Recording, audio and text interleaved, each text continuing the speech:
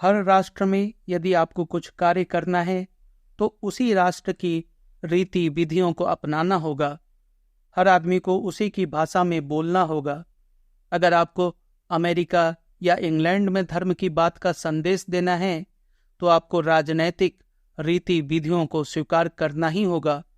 संस्थाएं बनानी होंगी, समितियां गढ़नी होंगी, वोट देने की व्यवस्था करनी होगी, बैलेट के डिब्बे बनाने होंगे, सभापति चुनना होगा, इत्यादि सारी खुराफात गढ़नी होगी। और वह इसलिए कि पाश्चात्य जातियों के समझ में यही रीति विधि आती है, उन्हें यही भाषा समझ आती है। पर यहाँ भारत में यदि आपको राजनीति की ही बात कहनी है तो धर्म की भाषा को माध्यम बनाना होगा। कुछ नीचे लिखी जैसे भाषा में आप बोलेंगे।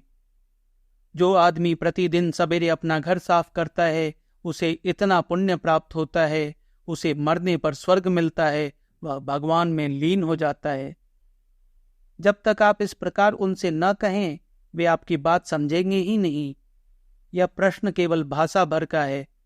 बात जो की जाती है वह तो एक ही है। हर जाति के साथ वही बात है। जिस जाति के हृदय को आप स्पर्श करना चाहते हैं उन्हीं की भाषा में उनसे व्यवहार करें। और यह ठीक भी है, हमें इसमें बुरा न मानना चाहिए।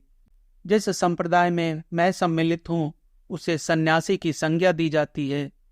इस शब्द का अर्थ है विरक्त, संसार जिसने छोड़ दिया हो। यह संप्रदाय बहुत बहुत प्राचीन, चिर प्राचीन है। गौतम बुद्ध जो ईसा के 560 वर्ष पूर्व आविर्भूत हुए वे भी इसी संप्रदाय में थे। वे इसके सुधारक मात्र थे। बस इतना प्राचीन है वह। संसार के सबसे प्राचीन ग्रंथ वेद में भी इसका उल्लेख है। प्राचीन भारत का यह नियम था कि प्रत्येक पुरुष और स्त्री अपने जीवन की संध्या के लगभग सामाजिक जीवन को त्याग कर केवल अपने मोक्ष और परमात्मा मात्र के चिंतन में संलग्न रहे।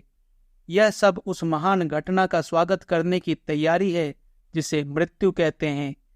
इसीलिए उस प्राचीन युग में वृद्धजन सन्यासी हो जाया करते थे। बाद में युवकों ने भी संसार त्यागना आरंभ किया और युवकों में शक्ति बाहुल्य रहता है।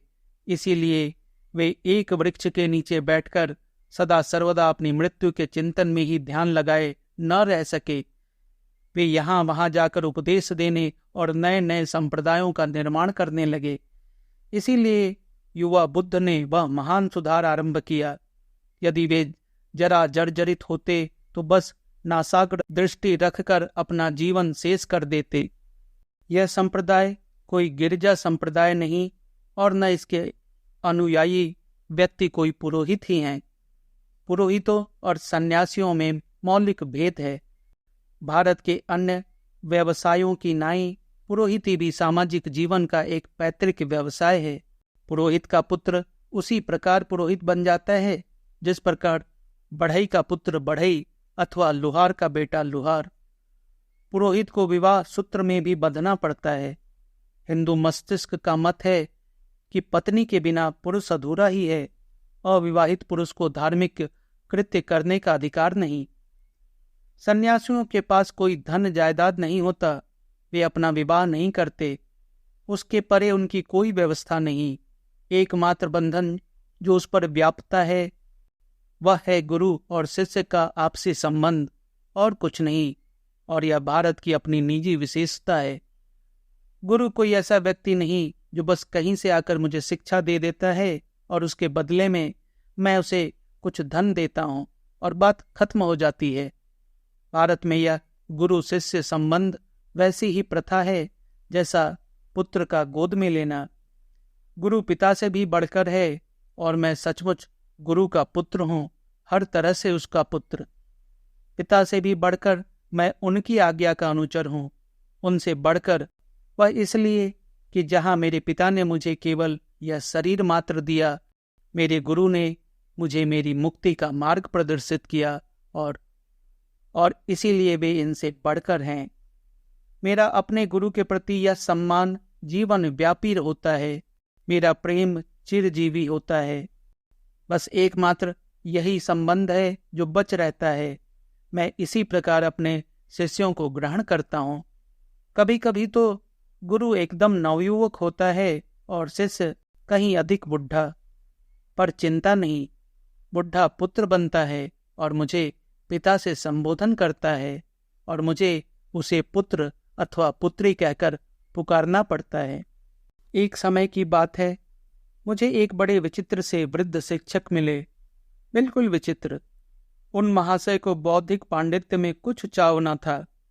कदाचित ही वे पुस्तकें देखते या उनका मनन करते, पर जब वह कम उम्र के ही थे तभी उनके मन में सत्य को सीधा खोज लेने की बड़ी उग्र आकांक्षा समा गई और इसीलिए पहले पहल उन्होंने अपने ही धर्म पर प्रयोग किया।